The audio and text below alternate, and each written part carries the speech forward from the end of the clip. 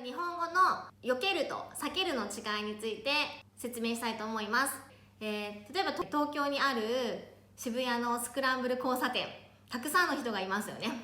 たくさんの人がいるところでスクランブル交差点を歩くと、たくさん前から人が来ます。その人をこう避けて歩く、これが避けるになります。これは避けて歩くとは言いません。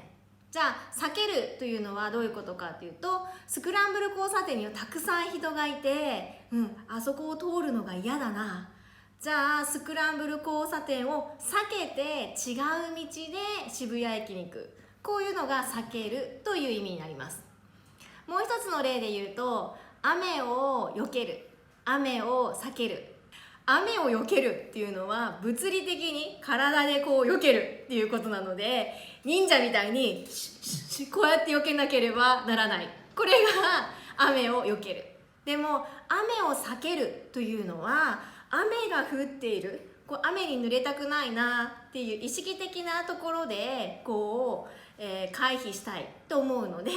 じゃあ外に出ないで、そういうふうに雨を避けるというふうに言います。